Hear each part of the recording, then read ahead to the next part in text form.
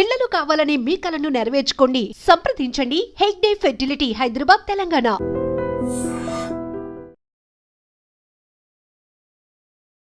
కుటుంబంలోనే మీరు ఏ రకంగా ప్రభావితమయ్యారు? మాది ఒక ఉమ్మడి కుటుంబం. మేము నలుగురు అమ్మాయిల తర్వాత ఒక అబ్బాయి. నేను పెద్దమ్మాయిగా ఉండడం నాకు ఇష్టం లేదు. మొత్తం కాన్సన్ట్రేషన్ అంతా వంశోద్ధారకుడు వైపు తిరిగిపోయి. మీరు మొట్టమొదటి కవిత 15వ ఏట రాశానని చెప్పారు. దేని మీద రాశారు? మాకు తిరుపతి వెంకట కవుల మీద పాఠం ఉండేది ఇంటర్మీడియట్. మొదటి కవిత దూతో మొదలైంది. మీ మొదటి కవిత ఒక కోపం అన్నమాట ఆవిడ మీద. అంటే ఈ కవితలు ఎందులో వచ్చాయి? ఆంధ్రజ్యోతిలో వచ్చాయి. ఆంధ్రజ్యోతిలోనే ఎక్కువ వచ్చాయి. నేను ఎర్రకుచ్చుల గౌను అని రాశాను, ఒక కథ రాశాను. స్త్రీవాదం అనేది ఏమైనా ఒక సిద్ధాంతంగా మీకు చదివారా, లేకపోతే అందరూ రాస్తున్న సమయంలోనే మీరు రాశారు?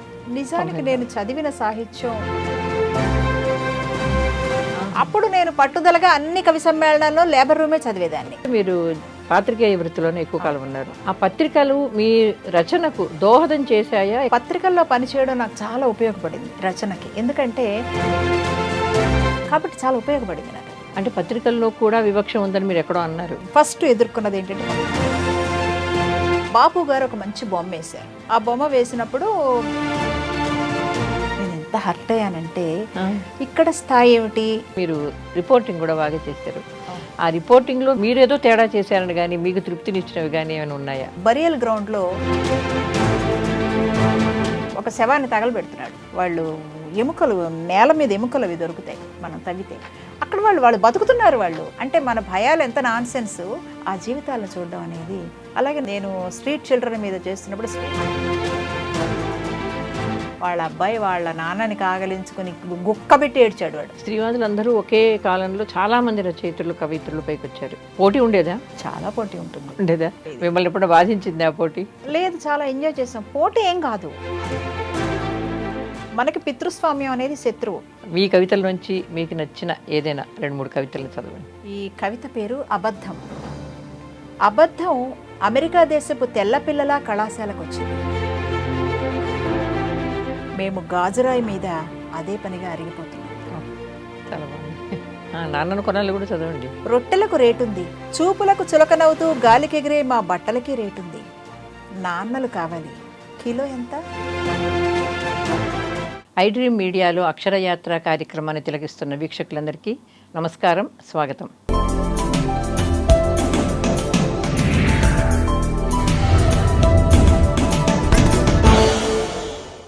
ఈమె ఒక కవిత రాసిన, ఒక కథ రాసిన, అందులోని పదునైన మాటలు, అసాధారణమైన అలంకారాలు, భావచిత్రాలు ఆమె ప్రతిభను వెలికి తీయడమే కాదు, మనందరినీ కూడా ముగ్ధులను చేస్తాయి.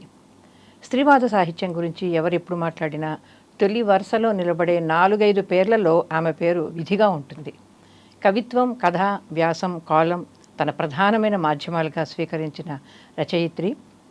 వేదన, వ్యంగ్యం కలిసి అల్లిక చేసిన రచన ఆమెది అని ఒక ప్రముఖ విమర్శకుడు అన్నాడు. నిజంగానే ఆ 2 గుణాలు ఈమె కావ్యాల్లో, కథల్లో కూడా మనకు చాలా ప్రస్ఫుటంగా కనిపిస్తాయి.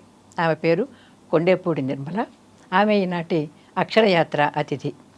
నిర్మల గారు నమస్కారం. నమస్తే, చెప్పండి. అయితే మామూలుగా ఎవరిది మొదలెట్టినా కూడా మేము ఏం చేస్తామంటే బాల్యంలోకి వెళ్తాం. ఓకే. అయితే చాలామంది అంటే మీరు బాగా రాయడం మొదలుపెట్టింది, ప్రసిద్ధి చెందింది అదంతా 90ల్లో కావచ్చు. కానీ మీ బాల్యం తాలూకు అనుభవాలు మీ జీవితాన్ని చిన్నప్పటి నుంచి కూడా ప్రగాఢంగా ప్రభావితం చేశాయి. వివక్ష అనే దాన్ని మీరు చిన్నప్పుడే చాలామంది కంటే ముందు గుర్తించారు. అదేదో స్త్రీవాదం చదువుకున్న తర్వాత కాదు అన్నది అర్థమవుతుంది. మీ జీవితాన్ని ఒకసారి అలాగా చూసుకుంటే, మనం పరామర్శిస్తే ఆ అనుభవం చెప్పండి. కుటుంబంలోనే మీరు ఏ రకంగా ప్రభావితమయ్యారు, పరిస్థితుల వల్లతో కానీ, వివక్షతో కానీ, దేంతో కానీ? అదే, మాది ఒక ఉమ్మడి కుటుంబం. మేము నలుగురు అమ్మాయిల తర్వాత ఒక అబ్బాయి. మా నాన్నగారు స్టేట్ బ్యాంక్లో పనిచేసేవారు విజయవాడలో. నేను హైదరాబాద్లో పుట్టాను. అయితే నలుగురు అమ్మాయిలు అనేటప్పటికీ నా ఫస్ట్ ఫీలింగ్ ఏంటంటే, నేను పెద్దమ్మాయిగా ఉండడం నాకు ఇష్టం లేదు. ఫస్టే పుట్టేయడం వల్ల ఏమవుతుందంటే, బాల్యం, చైల్డ్హుడ్ తొందరగా పోతుంది. మనకు ఒక చెల్లెలు పుట్టగానే పెద్దమ్మాయి అంటారు, ఇంకొక చెల్లెలు పుట్టగానే ఇంకా పెద్దమ్మాయి అంటారు. బట్టలు కొనేటప్పుడు కూడా చెల్లెళ్ళిద్దరికి గౌన్లు కొని వీళ్ళకి పరికిణీ కొంటారు.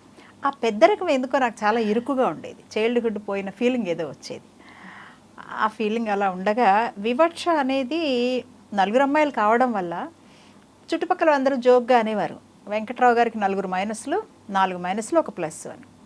మా తమ్ముడు పుట్టడం కోసం మా అమ్మ చాలా ఇదన్నది. నేను అనుకునేదాన్ని చిన్నప్పుడు మనసులో, ఇది 4 ఉన్నాం కదా, ఇంకా ఏంటి అమ్మకి అబ్బాయే పుట్టాలా అనే ఆలోచన వచ్చేది నాకు. తమ్ముడు పుట్టాక ఇంట్లో వాతావరణం బాగా మారిపోయింది. మొత్తం కాన్సన్ట్రేషన్ అంతా వంశోద్ధారకుడు వైపు తిరిగిపోయింది. మా అమ్మేమో సరే పని వల్ల పసిబిడ్డను చూసేదాని వల్ల వచ్చింది. మిగతా కుటుంబంలో మా బామ్మ, మా బాబాయిలు వాళ్ళందరూ కూడా మా తమ్ముడు పుట్టడం అనేది వాడే ఫస్ట్ చైల్డ్ లాగా. మేము 4 ఏదో పుట్టాం కానీ అసలు చైల్డ్ వాడే అన్నట్టుగా నాకు ఆ చిన్న వయసులో అలా అనిపించేది. అంత వివక్ష నిజంగా ఉందో లేదో నాకు తెలియదు కానీ నా చుట్టుపక్కల కూడా అలాగే ఉండేది. మా పక్కింట్లో ఒక ఆవిడ ఉండేది, ఆవిడకి 4 మగపిల్లలు, 1 ఆడపిల్ల. ఆవిడ మా అమ్మ కన్నా చాలా చాలా గొప్ప ఆవిడలాగా అనుకునేవారు. ఆవిడ ఎంత అదృష్టవంతురాలు, 4 అబ్బాయిలు పుట్టి. ఈ వివక్ష అంతా నాకు బాగా అనిపించేది. కుటుంబాల్లో కూడా మా నాన్న మా అమ్మని పేరు పెట్టి పిలిచేవారు కాదు, ఏమే అనేవారు. అప్పట్లో పేరు పెట్టి పిలవడమే లేదు. సరే మా అమ్మ మా నాన్నగారి పేరు ఎప్పుడు చెప్పేది కాదు. అంటే కోర్టు సీన్లలో కూడా మన సినిమాల్లో చూపించినట్టు అక్కడ కూడా చెప్పరు కదా. అలా మా అమ్మ మా నాన్నగారి పేరు జీవితకాలంలో ఉచ్చరించిందో లేదో కూడా తెలియదు అనమాట. అంత ఆ రకమైన వివక్ష అంటే పిలుపులేనే కాదు, మొత్తంగా మామూలుగా మనందరికీ తెలుసు, వండేటప్పుడు పెట్టేటప్పుడు ముందు వాళ్ళకి ప్రధానంగా చూడడము, మగపిల్లాడికి కొంచెం ఎక్కువ పెట్టడం, ఇవన్నీ చాలా చిన్నప్పటి నుంచి నేను అబ్జర్వ్ చేసిన లక్షణాలు. ఇక సామాజికంగా నేను అబ్జర్వ్ చేసిన విషయం ఏంటంటే, నేను చిన్నప్పుడు మా మేనత్త మా ఇంట్లో ఉండేది, మ్యారేజ్ అయ్యే వరకు ఉంది కదా, తను వారపత్రికలు చదివేది. అప్పట్లో కుట్లు అల్లికలు అవి బాగా ఉండేవి, 60లు నాటి సంగతి. కుట్లు అల్లికలతో పాటు ఒక పుస్తకం చదవడం అనేది ఒక గొప్ప అక్షరాస్యతకు నిదర్శనం కదా. అప్పట్లో రంగనాయకమ్మ పుస్తకం చదవడం గొప్ప. అసలు పుస్తకం ఇంట్లో చదువుతూ పట్టుకొని కూర్చోవడమే గొప్ప. అలాంటి పరిస్థితుల్లో మా అత్తయ్య కూడబలుకుంటూ పత్రికలు చదివేది. ఆ పత్రికలను నేను కూడా చదివేదాన్ని. 3-4 క్లాసుల నుంచి పత్రికలు చదివేదాన్ని. చాలా ఇష్టంగా ఉండేది నాకు ఆ కథలు. నేను నా జీవితంలో మొదటిసారి చదివిన కథ అపస్వరాలు అనేది. అది నటరాజన్ శారద రాసినట్టు గుర్తు. నాకు పేరు కూడా గుర్తుపట్టే వయసు కాదు. అది నవల అపస్వరాలు నవల. నేను ఫస్ట్ చదివింది అది. తర్వాత ఇంకా అలా ఇష్టంగా, కానీ ఇంట్లో తిట్టేవారు, ఇది పుస్తకం చదువు మానేసి కథలు అని. మొదటి నుంచి నాకు చదువుకి మిగతా అన్నిటికీ టైఅప్ వచ్చేది, అదే ఇదే అని. నేను ఖచ్చితంగా నాకు నచ్చినవి నేను చేస్తుండేదాన్ని. క్లాస్ పుస్తకాల్లో కూడా వేరే పుస్తకాలు పెట్టుకుని చదివేస్తుండేదాన్ని. వెనక బెంచియే నా ఫేవరెట్ బెంచి ఎప్పుడు కూడా. అలా ఉండేదన్నమాట నా బాల్యంలో ఆ వివక్ష. అంటే చాలామంది, అంటే మీకు అప్పుడు రాయాలి అని అనిపించకపోయినా, ఎవరో చిన్నప్పుడు ఎక్కువ మందితో ఇంటర్వ్యూ చేసినప్పుడు మాట్లాడతాను కదా, తెలుగు గురువు గారు, తెలుగు టీచర్, బాగా పద్యాలు చదివేవాడు, బాగా పాఠం చెప్పేవాడు, దానివల్ల తెలుగులో ఏదో రాయాలని ఆసక్తి వచ్చింది, ఆయన ప్రోత్సహించేవాడు అని చెప్పేవాడు చాలామంది ఉంటారు. మీకు ఎక్కువ గురువులు లేరని ఎక్కడో అన్నారు మీరు ఒక చోట, అవునా? గురువులు లేరు. అయితే మీరు అంటే పరోక్షంగా ఎవరినైనా గురువుగా అనుకున్నారు? ఎవరైనా రచయితని మీరు చదివిన వాళ్ళు ఎవరినైనా? అస్సలు కాదు. నేను చదువుకున్న ఏకేటిపి స్కూల్, మున్సిపల్ స్కూలు. ఆ మున్సిపల్ స్కూల్లో కూడా తెలుగు పండితులు ఉండేవారు. తెలుగు పండితులు మామూలుగా పంచెలు కట్టుకుని, కండువాలు వేసుకుని ఆ గెటప్లో ఉంటారు కదా, వాళ్ళు మామూలు తెలుగు పాఠాలు చెప్పేవారు, వెళ్ళేవారు. వాళ్ళు ఎవరు నాకు ఐడియల్గా అనిపించలేదు. అయితే మాకు అప్పట్లో లలిత టీచర్ అని ఒక సైన్స్ టీచర్ వచ్చారు. ఆవిడ చాలా చైతన్యంగా ఉండేవారు. ఆవిడ గేయాలు రాసేవారు, చిన్న చిన్న పాటలు పిల్లల కోసం. అవి కూడా ఏంటి, సినిమా పాటల్ని దేశభక్తి గేయాల్లాగా రాస్తే మేము నుంచి పాడడం అది జరిగేది. ఆవిడ నాకు ఒక చిన్న మోడల్గా ఉండేవారు, కానీ నా రచనకి సరిపోయేంత ప్రోత్సాహం అయితే లేదు అప్పట్లో. కానీ ఆవిడ చూసి నాకు రాయాలనే ఉత్సాహం అదంతా ఉండేది, రాస్తూ ఉండేదాన్ని. అలా ఉండేది. తర్వాత మామూలుగా చదివిన పుస్తకాల్లో ఉన్న వాక్యాలను కోట్ చేస్తూ వ్యాసాలు రాయడము, ఒకే ఒక్క సిరా చుక్క వేయి మెదళ్ళగా కదలిక, ఇవన్నీ ఉంటాయి కదా మనకు వ్యాసంలో, ప్రతి మాటలు అవి రాసుకుంటూ వస్తాం. అలా వ్యాసాలు ఒకటి బాగానే రాసేదాన్ని. దాంట్లో అలా అలా మెల్లిమెల్లిగా డెవలప్ అయింది. ఇందాక మీరు అన్నట్టు చదువు కంటే ఇతర విషయాలు మీకు ఎక్కువ ఆసక్తి కలిగించేవని కూడా అన్నారు కదా. అంటే మీరు పోటీలకు కూడా వెళ్ళేవాళ్ళు కదా, ఏదైనా పోటీలు పెడితే వెళ్ళి బహుమతులు తెచ్చుకున్నారు. ఎందుకు తెచ్చుకున్నారు? మీరు రాతలకా, దేనికి వచ్చాయి మీకు బహుమతులు? బహుమతులు వ్యాసాలు బాగా రాసామని వచ్చేది. కాలేజీ రిప్రజెంటేషన్తో వస్తాయి, మామూలు కాలేజీ పంపిస్తారు, మన కాలేజీ నుంచి సెలెక్ట్ చేసి.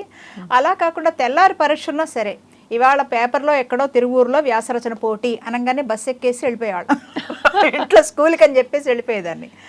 ఏమైనా అసలు రావాలి ఈ బహుమతి నాకు అనేది ఒక టార్గెట్గా ఉండేది. ఒకటి రాకపోతే చాలా అవమానంగా, చాలా బాధగా అలా కూడా ఉండేది. వచ్చేవి కూడా బహుమతులు. అట్లా సమతా ఫ్రెండ్స్ అసోసియేషన్ అని ఇంకా ఏవేవో అలా బహుమతులు బాగా వచ్చేవి. బహుమతుల్లో ఇప్పుడు ఉందో లేదో కానీ పుస్తకాలు ఇచ్చేవారు. ఆ పుస్తకాలు మళ్ళీ చదవడం, మళ్ళీ మనకు వ్యాసాల్లో పనికొస్తాయి కదా అందులో ఉన్న కొటేషన్స్ అన్ని, అలా అలా అలా అలా పెరిగింది అట్లా. మీరు మొట్టమొదటి కవిత 15వ ఏట రాశానని చెప్పారు. దేని మీద రాశారు, అసలు దానికి ఏదైనా ప్రేరణ ఉందా? మొట్టమొదటి కవిత మా కాలేజీలో మాకు తిరుపతి వెంకట కవుల మీద పాఠం ఉండేది ఇంటర్మీడియట్లో. అయితే మా ఆవిడ టీచర్ ఒకసారి అన్నారు, ఇదిగో వీళ్ళే తిరుపతి వెంకట కవులు అని ఏదో మా మీద జోక్ వేశారు. అప్పటికి ఘంటసాలంలో నేను క్లాస్మేట్స్, మే ఇద్దరం స్టెలా కాలేజీలో క్లాస్మేట్స్ అనమాట, తిరుపతి కవులని. నేనైతే నిజంగా నమ్మేసాను పిచ్చిదాన్ని. కాబోలు నేను తిరుపతి వెంకట కవినా తిరుపతి కవినా, మరి మీ ఇద్దరం మాట్లాడు, నువ్వు వెంకటగా ఉంటావా తిరుపతిగా ఉంటావా అని మాట్లాడుకున్నాం అనమాట. నిజంగానే నేను నమ్మేసి నేను కవిని అనే అభిప్రాయం ఎందుకు ఆ చిన్నప్పుడు ఆ మాటతో వచ్చింది. వీళ్ళిద్దరూ ఆవిడేదో జోక్ చేస్తుంటారు అలా. అప్పుడు ఇంకా ఒక ఆవిడ ఉండే లలిత టీచర్ అని, అక్కడ కూడా ఆవిడ వెంటపడ్డాం, మాకు కవితల పోటీ నిర్వహించండి, మేము కవులం కదా మరి అని నిరూపించుకోవాలి కదా అని.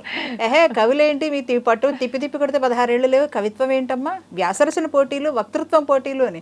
వక్తృత్వం నాకు వణుకు అనమాట, నుంచుంటే మాట్లాడడం వణుకే. అప్పుడు అదేంటి మనకి రానివే అడుగుతుంది ఈవిడ, మనకు వచ్చినవి అడగదు అని కోపం వచ్చింది. ఆవిడ కళ్ళజోడు పెట్టుకునేది. కళ్ళజోడును సులోచనాలు అంటారు కదా, దుర్లోచన అని ఒక కవిత. మొదటి కవిత దూతో మొదలైంది మీ మొదటి కవిత ఒక కోపం అనమాట ఆవిడ మీద అని రాశాను. నాకు అప్పుడు ఏం రాశాను అక్కడ గుర్తులేదు. జయశ్రీ మ్యాగజైన్లో వచ్చింది అది.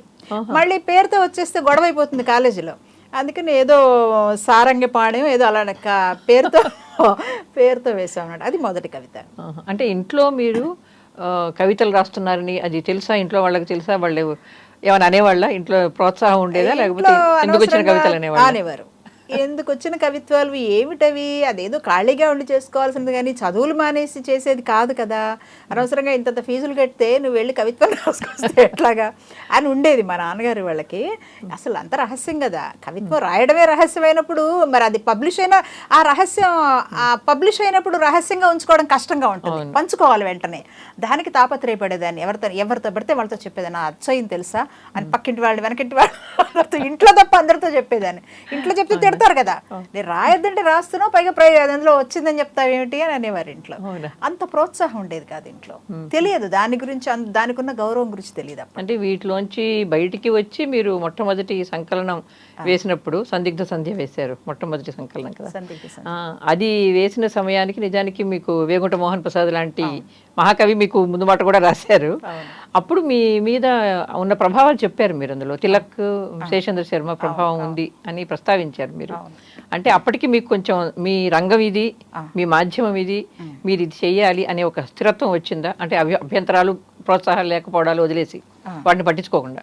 అవును, వచ్చింది. అప్పటికి పుస్తకాలు చదవడం అదంతా ఉండేది కనుక కవిత్వం ఇలా రాయాలి, కవిత్వం అంటే ఇది అని వచ్చింది. మొదటి పుస్తకం అని నిజానికి ఆలస్యంగానే వేశాను. నేను రాసింది ఏదో పుస్తకం వెయ్యాలి అనే ఆలోచన అంత చొరవ అది లేదు. పొనుగోటి కృష్ణారెడ్డి లేదు పుస్తకాలు వెయ్యాలి, చాలామంది వేస్తున్నారు, మీరు కూడా వేయాలి, అతనే సొంత ఖర్చులతో వేశాడు ఆ పుస్తకం. సందిగ్ధ సంధ్య అనే పుస్తకం. అంటే కవితలు ఎందులో వచ్చాయి మీరు రాసిన కవితలు? ఆంధ్రజ్యోతిలో వచ్చేవి. ఆంధ్రజ్యోతిలోనే ఎక్కువ వచ్చాయి, ఆంధ్రప్రభలో కూడా వచ్చాయి. కానీ ఆంధ్రజ్యోతి వాళ్ళు బాగా ఎంకరేజ్ చేసేవారు కొత్త కాలాలని, వాటిని. ఆంధ్రభూమి, ఆంధ్రజ్యోతి, ఆంధ్రపత్రిక కూడా ఉండేది అప్పట్లో, వాటన్నిట్లో వచ్చాయి అవన్నీ కలిపి. అని మీరు రాస్తున్నప్పుడు నాకు అనిపించింది ఏమిటంటే, మీరు కొంచెం మీ దగ్గర వాళ్ళు, కుటుంబ సభ్యులు, తెలిసిన వాళ్ళు, వీళ్ళందరూ మీకు వస్తువులు అయ్యారు. అవును కదా. వాళ్ళు ఎవరన్నా తమని తాము గుర్తుపట్టుకునే వాళ్ళ మీ కవితల్లో? నా కవితల్లో కథల్లో గుర్తుపెట్టారు కానీ కవితల్లో గుర్తుపట్టలేదు. లేకపోతే కనుక రియాక్షన్ ఇంకా ఎక్కువ ఉండేది. ఉంటుంది, రియాక్షన్ ఖచ్చితంగా ఉంటుంది, పిల్లల కోపాలు వస్తాయి. నేను ఎర్రకుచ్చుల గౌను అని రాశాను, ఒక కథ రాశాను. మా అమ్మాయికి చాలా కోపం వచ్చింది, ఏంటమ్మా ఎవరు దొరకలేదని ఇంకా నా మీద కూడా రాసేస్తావా అంది మా అమ్మాయి. ఎర్రకుచ్చుల గౌను అది వస్తువు ఏంటంటే, ఇప్పుడు మనం బజారుకి వెళ్ళి ఒక చీర కావాలి, ఎర్ర చీర కావాలంటే ఎర్ర చీర కొనుక్కుంటాం. మన పిల్లలు ఏం చేస్తారంటే ఒక బ్రాండ్, ఆ బ్రాండ్ షాప్కే వెళ్ళి కొనుక్కుంటారు. ఆ కలర్ బాగున్నా ఈ వస్తువు ఇది వచ్చిన తర్వాత, వస్తువుల ఉత్పత్తి పెరిగిన తర్వాత, ప్రపంచీకరణ వచ్చాక జరిగిన పెద్ద పరిణామం. నాకు నా కూతురికి అభిరుచుల్లో కానీ, ఒక వస్తువుని ఎంపిక చేయడంలో కానీ, బ్రాండ్ మీద కానీ ఉండే తేడాని గురించి రాసిన కథ అది. అవును, అక్కడ అమ్మ కూతురు ముగ్గురు ఒకే గౌను ఎంత బాగుంటుందనే కథ అది. చదివాను, తెలుసు కథ, మంచి కథ అది. మన తర్వాత తరం వాళ్ళకి ఆ సెంటిమెంట్ ఉండదండి. ఉండదు ఉండదు. మనం ఇంకా పాతకాలంలో ఉన్నాం అనిపిస్తుంది. అనిపిస్తుంది. చాలా మందికి ఉన్న అనుభవమే, మీరు మంచి కథగా చేశారు. సరే, మీ కథల్లోకి వెళ్లే ముందు మీకు బాగా పేరు తెచ్చిపెట్టింది నడిచే గాయాలు. అప్పటి నుంచి మీరు దాదాపుగా స్త్రీవాద కవయిత్రిగా మీరు స్థిరపడ్డారు. ఆ స్త్రీవాదం అనేది ఏమైనా ఒక సిద్ధాంతంగా మీకు ఒక చదివారా, లేకపోతే అందరూ రాస్తున్న సమయంలోనే మీరు రాశారు 90s? నిజానికి నేను చదివిన సాహిత్యం తక్కువేనండి. స్త్రీవాదం అంటే ఏమిటో కూడా తెలియదు. నేను అది రాసే సమయంలో స్త్రీవాదం అంటే ఏమిటో తెలియదు. కాకపోతే ఒక ఛాలెంజ్ ఉండేది. అప్పట్లో కవిత్వం రాస్తున్న చాలామందికి పురుషులు రాసేదానికి వాళ్ళు రాసేదానికి నాకు తేడా అనిపించాల. ఏమైనా సరే కొత్తగా రాయాలి, కొత్త వస్తువు చేయాలి. నా జీవితాంతం ఉన్న టార్గెట్ అదే. కొత్త వస్తువే రాయాలి, రాస్తే కొత్తగా రాయాలి. అందరూ అనుసరించిన విధానంలో కాకుండా కొత్తగా మనం ఏదైనా చెబితే రాయాలి, లేకపోతే మానేయాలి అనే ధోరణి ఉండేది. లేబర్ రూమ్ అలా వచ్చిన కవితే కాబట్టి దానికి అంత తీవ్రమైన నిరసన వచ్చింది. చాలా నిరసన వచ్చింది లేబర్ రూమ్, మీకు తెలుసు కదా. అసలు ఏడాది పాటు వాళ్ళు పత్రికలోనే ఆపేశారు, అది అచ్చు వేయకుండా పంపించిన తర్వాత. అప్పుడు నేను పట్టుదలగా అన్ని కవి సమ్మేళనాల్లో లేబర్ రూమే చదివేదాన్ని. అప్పుడు ఎవరో ఒకళ్ళిద్దరు పురాణం గారికి ఫోన్ చేసి, ఏంటది ఆవిడ చదువుతున్నారు మీద, ఆ పైగా అది కూడా చెప్పేదాన్ని నేను వేదిక మీద, నాది అందులో ఉంది, అది వేయటం లేదు వాళ్ళు, అందుకే అదే చదువుతాను అని చెప్పేదాన్ని. అది అలా అలా స్ప్రెడ్ అయ్యి వాళ్ళ దాకా వెళ్ళేటప్పటికి వాళ్ళేమో నండూరు రామ్మోహన్ రావు గారు అడిగారు అప్పుడు ఫోన్ చేసి, మీరు ఎందుకు వేయలేదంటే, అమ్మ కవిత బాగుంది కానీ అందులో ఒక 4 వాక్యాలు తీసేస్తే మేమే కవిత వేస్తాము, ఎందుకంటే అందులో అశ్లీలత కనిపిస్తుంది అన్నారు. అదే అప్పుడు నేను అన్నాను, చాలా అన్యాయం అండి అది. మీరు వేదన వేసి దృశ్యం మానేస్తానంటున్నారు. ఆ దృశ్యమే ఒక వేదనాభరితమైన దృశ్యము. లేబర్ డెలివరీ అనేది, ఆ పొజిషన్ అనేది, అది మీరు వేస్తే వేయండి, లేకపోతే లేదు అంటే మరి ఏమనుకున్నారో వేశారు. ఇంకా వేసిన తర్వాత దానికి వచ్చిన రెస్పాన్స్ చాలా చాలా పాజిటివ్ గానీ నెగిటివ్ గానీ రెండు తీవ్రంగానే ఉన్నాయి, చాలా తీవ్రంగా. దాన్ని చేకూరు రామారావు గారు కానీ పండితులు ఎవరైనా సరే అందులో మీరు వాడిన, మీరు ఇచ్చిన అలంకారాలు మాట్లాడతారు, ఇప్పటికీ చెప్తారు. ఇప్పటికీ అంత పదునుగా చెప్పడం అని. అవి మీకు ఎక్కడి నుంచి వచ్చాయండి? సాధారణంగా ఏమవుతుందంటే బాగా ఎక్కువగా ప్రాచీన సాహిత్యం అవి చదువుకున్న వాళ్ళు అలంకారాలు కొత్త రకంగాను, అది చాలా ఏమంటారు సృజనాత్మకంగాను సృష్టించగలరు అని అనిపిస్తుంది. మీ మీ బ్యాక్గ్రౌండ్ చూస్తే, మీ నేపథ్యాన్ని చూస్తే మీరు అంతగా ప్రాచీన సాహిత్యాన్ని చదువుకోలేదు అని మీకు స్వతహాగా సహజంగా వచ్చింది అనుకోవాలి. అది సహజంగా వచ్చిందని అనుకోవాలి. ఎందుకంటే నాకు పుస్తక సాహిత్యం అది రాసే నాటికి ఏమీ చదవలేదు. నేను ఆలోచిస్తాను బాగా, ఆలోచించగా మనకి మంచి భావచిత్రాలు వస్తాయి.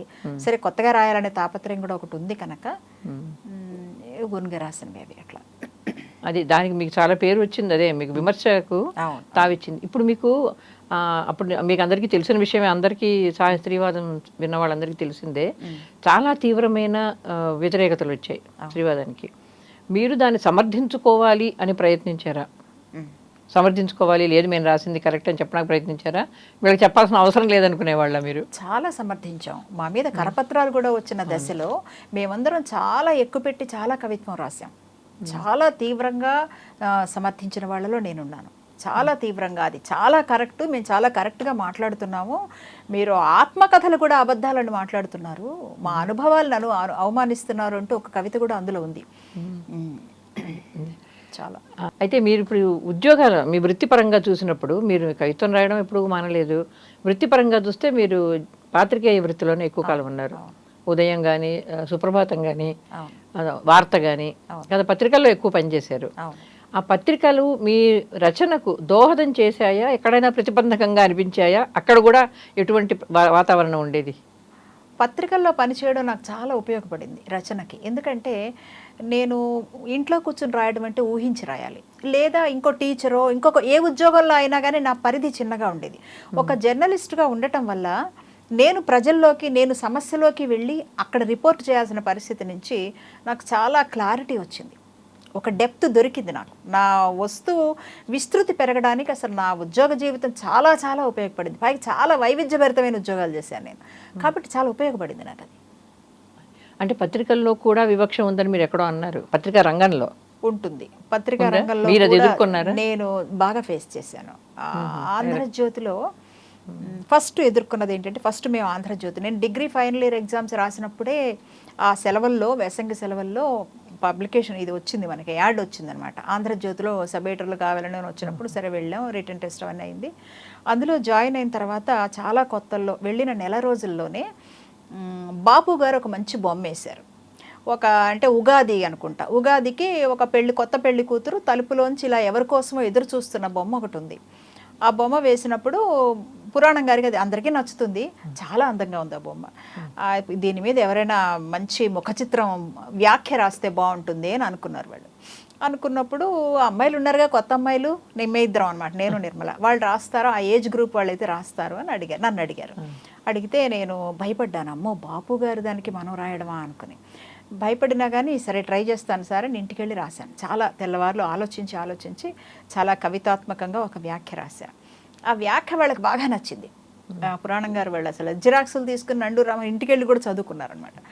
అలా అయిన తర్వాత అది అచ్చు అయినప్పుడు నాది రాలా, శ్రీరమణ పేరుతో వచ్చింది. శ్రీరమణే రాశాడు, నాది రాలా అసలు. శ్రీరమణ రాశాడు. నేను అడిగాను, ఇదేంటి నాతో రాయించారు కదా, మరి నాది రాకుండా శ్రీరమణ గారిది వచ్చింది ఏంటి అంటే, పెద్ద ఆయనతో ఎవరితోన్నా రాయిస్తే బాగుంటుందమ్మా, మరి నువ్వు ఆయన స్థాయి కాదు కదా, నువ్వు బాగా చిన్నదానివి కదా అన్నారు. నేను ఎంత హర్ట్ అయ్యానంటే, ఇక్కడ స్థాయి ఏమిటి, ఆయన ఎంత పెద్ద కవి అయినా నేను రాసింది నీకు నచ్చింది, అడిగారు కదా, అడిగి రాయించుకున్నారు కదా. నాకు చాలా బాధ అనిపించింది. నా మొహం చూసి వాళ్ళు ఏమనుకున్నారు, నేను వచ్చేసాను గిరుక్కని ఎడిటర్ రూమ్లోంచి నా ప్లేస్లోకి వచ్చేసాను. వచ్చినప్పుడు ఏమనుకున్నాడో పురాణం నాకు తెలీదు అనుకుని, శ్రీరమణ చదివిన దానికి స్ఫూర్తిగా ఫలానా గొప్ప వ్యాఖ్య రాశారు నిర్మల గారు అని చెప్పేసి మళ్ళీ నాది వేశారు. శ్రీరమణది నాది స్ఫూర్తి ఏంటి అని అనిపించింది నాకు బాగా. అంటే నేను స్త్రీనవడం వల్ల, లేకపోతే నేను ఇంకా జూనియర్ అవడం వల్ల ఇది వివక్ష కదా నాకు బాగా అనిపించింది. అలాంటివి ఉంటాయి, చిన్న చిన్నవి చాలా ఉంటాయి. అసలు ఒక పత్రిక ఎత్తేస్తారనుకో, ఫస్ట్ ఫర్నిచర్ అమ్మేస్తారు, తర్వాత స్త్రీలను తీసేస్తారు. ఫర్నిచర్తో సమానంగా 2 తీసేసి మగవాళ్ళని ఉంచుకుంటారు. ఎందుకంటే వాళ్ళు యాడ్స్ పట్టుకొస్తారు, ఎలాగో లిమిటెడ్ సర్క్యులేషన్ కోసం యాడ్స్ పట్టుకొస్తారు, తిరుగుతారు. మీరైతే తిరగలేరు కదా. అలాంటి కారణాలు ఉంటాయి, చాలా ఉంటాయి. మనకి ఇచ్చే పేజెస్ అలాగే ఉంటాయి. విమెన్ పేజెసే ఇస్తారు మనకి, వంటల పేజెసే ఇస్తారు. కుట్లు, అల్లికలు, వంటలు, బ్యూటీ టిప్స్ ఇవే రాయమంటారు. అవన్నీ వదులుచుకోవడం కోసం మనం ఒక పత్రికలో పనిచేయడానికి వెళ్ళాం. ఇంట్లోంచి అవన్నీ వద్దురా దేవుడా అనుకుని అక్కడికి వెళ్ళి కూర్చున్నాం కదా. కానీ అక్కడ మళ్ళీ ఇంటి వాతావరణం, ఇంట్లో ఉన్న బాధ్యతలాగానే అక్కడ ఉంటాయి. అలా అన్ని పత్రికల్లో నేను ఫేస్ చేశాను. అంటే మన జెండర్ని మనం మర్చిపోవడానికి సిద్ధంగా ఉన్నా వాళ్ళు మర్చిపోనివ్వరు. అలాంటివి చాలా ఉంటాయి. మీరు పాత్రికేయ వృత్తిలో పనిచేసినప్పుడు, అంటే ఎక్కువ ఉద్యోగం అదే చేశారు కదా, మామూలుగా స్త్రీలు డెస్క్కి పరిమితమై ఉంటారు, మీరు రిపోర్టింగ్ కూడా బాగా చేశారు. ఆ రిపోర్టింగ్లో మీరేదో తేడా చేశారని కానీ మీకు తృప్తినిచ్చినవి కానీ ఏమైనా ఉన్నాయా? రిపోర్టింగ్లో నేను చేసిన కొంచెం వైవిధ్యభరితమైనది ఏంటంటే, బరియల్ గ్రౌండ్లో అక్కడ పని చేస్తూ బతుకుతున్న కుటుంబాలు ఉంటాయి. ఆ కుటుంబాలకి ఆధార్ కార్డు లాంటి సదుపాయాలు ఏమి ఉండవు. వాళ్ళకెవరు పిల్లనివ్వరు, పెళ్లి చేసుకోవడానికి పిల్లనివ్వరు. వాళ్ళకి పెళ్ళిళ్ళు అవ్వడం కష్టం. బయట సమాజంలోకి వాళ్ళు వచ్చినప్పుడు, ఆ బరియల్ గ్రౌండ్ దాటి మామూలు సమాజంలోకి వచ్చినప్పుడు వాళ్ళ ఇల్లు వాళ్ళు చెప్పలేరు ఎక్కడుందో, వాళ్ళు చేస్తున్న పని వాళ్ళు చెప్పలేరు. అంటే నిజానికి అది జీవితంలో మనుషులందరికీ చాలా అవసరమైన పని వాళ్ళు చేస్తున్నారు, కానీ చెప్పలేని పని అనమాట. అది నేను రిపోర్ట్ చేశాను బరియల్ గ్రౌండ్కి. నేను ఒక స్కూటర్ మీద, అప్పుడు మా కార్లు అవి లేవు, స్కూటర్ మీద ఒక ఫోటోగ్రాఫరు, నేను ప్రింట్ మీడియా కదా. అలా వెళ్ళినప్పుడు ఆ అబ్బాయి భయపడేవాడు. అక్కడ అబ్బాయి ఇంటర్వ్యూ చేస్తామని వెళ్ళినప్పుడు ఒక శవాన్ని తగలబెడుతున్నాడు. ఆగండి, ఒక నిమిషం ఆగండి, ఇది అయిపోతుంది, వస్తానంటున్నాడు, ఏదో భోజనం చేసి వస్తానని చెప్పినట్టుగా. అబ్బాయి, నాతో వచ్చిన అబ్బాయి చాలా భయపడ్డాడు. ఫోటోగ్రఫర్, ఏంటి మేడం ఇలాంటివన్నీ తీసుకుంటారు మీరు అని. ఏం కాదు, ఆగు, అతను వస్తాడు కదా అని. అది నాకు వెళ్ళినప్పుడు ఆ పొగ, అక్కడ వాతావరణం కొంచెం డిస్టర్బ్డ్గా అనిపించింది. ఆ పిల్లలు ఉంటారు, చిన్న చిన్న పిల్లలు, వాళ్ళు ఎముకలు, నేల మీద ఎముకలు అవి దొరుకుతాయి మనం తవ్వితే. నాకు ఆశ్చర్యం వేసింది, మన సినిమాల నిండా అస్థిపంజరాలంటే భయం, ఎముకలంటే భయం, సగం చేతులంటే భయం. అక్కడ వాళ్ళు బతుకుతున్నారు. పిల్లలు ఎముకలు తవ్వి ఆడుకుంటున్నారు. ఇట్ట తవ్వుతున్నాడు వాడు, మామూలు ఒక చేతి ఎముకో ఏదో, వాళ్ళు ఆడుకుంటారు. అక్కడ పిల్లలు ఆడుకుంటారు, వాళ్ళు భయమే లేదు. అంటే మన భయాలు ఎంత నాన్ సెన్స్. చనిపోయిన మనిషి అంటే, బతికిన మనుషులు అపకారం చేస్తారు కానీ చనిపోయిన వాళ్ళు ఎవరు చేయరు కదా. మనకి ఎన్ని అభూత కల్పనలు ఉన్నాయి మన జీవితంలో, మరణానంతర జీవితం, మళ్ళీ పుట్టుక, మళ్ళీ ఎన్ని ఉన్నాయో అని అనిపించి నాకు ఒక జ్ఞానోదయం అయింది అది చేసినప్పుడు. అదొకటి. తర్వాత ఇంకా నాకు బాగా ఇష్టమైంది, తెల్లారుజాను 3 కూడా నేను రిపోర్టింగ్కి వెళ్ళాను. ఎప్పుడంటే జూనియర్ ఆర్టిస్టులు, నేను ఉద్యోగానికి మధ్యలో ఈ ప్రాజెక్టులు కూడా తీసుకునేదాన్ని. భూమిక సత్యవతి కోసం ఒక ప్రాజెక్ట్ తీసుకున్నాను. అదేంటంటే జూనియర్ ఆర్టిస్టులు ఈ గ్రాఫిక్స్ వచ్చిన పీరియడ్లో ఏంటంటే మనుషులు మంది కనిపించడం మానేశారు. సంతల్లో మనుషులు అన్ని గ్రాఫిక్సే. 5 మనుషులు వస్తే వాళ్ళు ఎక్కువ చేసి పెట్టేయచ్చు స్క్రీన్ మీద. వీళ్ళందరికీ పని ఉండదు పాపం. అటువంటి పరిస్థితుల్లో వాళ్ళ జీవితాలు ఎలా ఉన్నాయి. చాలామంది సెక్స్ వర్కర్స్గా మారిపోవడము, ఆత్మహత్యలు చేసుకోవడము, జూనియర్ ఆర్టిస్టులు అలా ఉన్నారు. అక్కడికి వెళ్ళి వాళ్ళ జీవితాలు చూస్తే నాకు కళ్ళమ్మ నీళ్ళు వచ్చాయి. వాళ్ళ జూనియర్ ఆర్టిస్టులు ఎప్పుడు పట్టుకోవాలి? తెల్లారుజామున 3 వాళ్ళకి తినడానికి తిండి ఉండదు, కానీ లిప్స్టిక్ ఉండాలి, ఒక నైలాన్ చీర ఉండాలి, కొంచెం మేకప్ ఉండాలి. అవన్నీ వేసుకుని తెల్లారుజామున 3 ఒక రోడ్డు మీద నుంచుంటే, కృష్ణానగర్ అమీర్పేట దగ్గర నుంచుంటే ఒక వ్యాన్ వస్తుంది. వ్యాన్ వచ్చి ఏదో ఒక పెళ్లి సీను, సంత, జాతర అలాంటి వాటి కోసం వ్యాన్ ఎక్కించుకోవాలన్నమాట. నువ్వురా, ఇదిగో నువ్వు అని పిలుస్తూ అందరినీ ఎక్కించుకోడు వాడు. వాడు సెలెక్ట్ చేసుకుంటాడు మనుషుల్ని. తలకాయలు సెలెక్ట్ చేసుకుని మనం బజార్లో సొరకాయలు సెలెక్ట్ చేసుకున్నట్టుగా దాంట్లో వేసి తీసుకెళ్తాడు. దాంట్లో వేసి తీసుకెళ్ళి మళ్ళీ అరగంటలో వెనక్కి వచ్చేస్తాడు వాళ్ళందరినీ వేసుకుని. వీళ్ళు లాభం లేదంటున్నారు, వేరే వాళ్ళు పంపించండి అంటారు. వాళ్ళందరూ దిగిపోతారు. ఆ దిగిన వాళ్ళు చచ్చడి బూతులు తిట్టుకుంటారు. వెధవ నన్ను తీసుకెళ్ళాడు అది ఇది అని తిట్టుకుంటారు అనమాట. తిట్టుకుని ఏడ్చుకుంటారు, ఒకళ్ళకొకళ్ళు అప్పులు ఇచ్చుకుంటారు. ఇదే ఆ జీవితం. పాపం వాళ్ళు ఒక చిన్న వేషం కోసం ఇంకా నమ్ముకుంటారు, ఇది వేస్తే ఈసారి నాకు పెద్ద వేషం వస్తుందేమో అని. ఆ జీవితాలను చూడడం అనేది నాకు ప్రతి దాంట్లోనూ అలా తెలుసుకోవడానికి ఉపయోగపడేది ఏదో దొరికింది. అసలు జీవితం అంటే ఇది కాదు, మనం ఇంట్లో భద్రంగా బతికేది జీవితం కాదు. ఎన్ని జీవితాలు రోడ్డు మీద ఉన్నాయి, ఎన్ని జీవితాలు రోడ్డు మీద కూడా ఉండలేని పరిస్థితిలో ఉన్నాయి అనేది నాకు తెలిసింది. అలాగే నాకు గర్వాన్ని కలిగించిన సంఘటన, సంతోషాన్ని కలిగించిన సంఘటన అని చెప్పాలి. నేను స్ట్రీట్ చిల్డ్రన్ మీద చేస్తున్నప్పుడు, స్ట్రీట్ చిల్డ్రన్కి హోమ్స్ ఉంటాయి. వాళ్ళు భుజాల మీద గోను సంచులు వేసుకొని పగలంతా ఏదో అడుక్కుని అట్లా తీసుకొస్తారు కదా. తీసుకొచ్చిన వాళ్ళందరినీ పెట్టడానికి ఏదో స్టేట్ హోమ్స్ అలా ఉంటాయి. అలా వెళ్ళినప్పుడు ఒక రిపోర్టింగ్ మామూలుగా నేను చేసి వచ్చిన తర్వాత మా పత్రిక ఒక కార్డు వచ్చింది. మీరు వేసిన దాంట్లో ఫలానా నీలం చొక్కా వేసుకున్న అబ్బాయి మా అబ్బాయి అండి, వాడు 2 నెలల క్రితం ఇల్లు వదిలిపెట్టి వెళ్ళిపోయాడు అలిగిపోయి, మీరు వచ్చి మీది చూశాక మా అబ్బాయి దొరికాడు అని అడిగితే మేము రమ్మని చెప్పాం. పత్రిక వాళ్ళతో మీరు రండి, ఇక్కడికి రండి అని చెప్పాం. వాళ్ళని హోమ్కి తీసుకెళ్ళడం, వాళ్ళ అబ్బాయి వాళ్ళ నాన్నని కాగలించుకుని గుక్కబెట్టి ఏడ్చాడు వాడు. ఎందుకంటే వాడు 10 ఏళ్ళు లేవు వాడికి. అలా నేను చేసిన రిపోర్ట్ వల్ల ఒక కుటుంబానికి ఒక పిల్లవాడు దొరికాడని చాలా సంతోషంగా అనిపిస్తుంది నాకు. చాలా సంతోషం నిజంగా. అవి అటువంటివి ఇచ్చిన తృప్తి మనకు పెద్ద బిరుదులు అవార్డులు వచ్చిన రావు అసలు. అంటే అవి 2 పార్శ్వాలు ఉన్నాయి మీ జీవితంలో. సాహిత్యంతో పాటు పాత్రికేయ వృత్తిలో చేసిన పనులు చాలా బహుశా అంతకంటే ఎక్కువ ఆనందాన్ని ఇచ్చిన, చాలా ఎక్కువ ఆనందాన్ని ఇచ్చాయి. అవును. అయితే చాలామంది స్త్రీవాదులు ఏం చేశారంటే అప్పట్లో రాసిన కవిత్వంలో వాళ్ళ జీవితాల్లోంచే సంఘటనలు తీసుకొని వాళ్ళ బాధలన్నింటినీ వెళ్ళగక్కారనొచ్చు. కానీ మీరు వస్తు వైవిధ్యం బాగా చూపించారు. మీరు నడిచే గాయాల్లో కూడా. ఎందుకంటే డూప్ మీద ఉంటుంది, అట్లాగైతే ఎక్స్ట్రాల మీద ఉంటుంది, రికార్డింగ్ డాన్సర్ల మీద ఉంటుంది. అంటే వస్తువులు చాలా భిన్నంగా తీసుకున్నారు. అంటే వాళ్ళ జీవితాలను మామూలుగా స్త్రీవాద కవిత్వంలో అలాంటి వాళ్ళ జీవితాలు చెప్పలేదు, ఎవరి ఒక భాష వాళ్ళు చెప్పుకున్నారు. ఆ వైవిధ్యం సాధించాలని మీరు కాన్షియస్గా చేసిన పనేనా అది? అంతే, నా జీవితాంతం పోరాటం అదే, వైవిధ్యమైన వస్తువులు తీసుకోవాలి అని.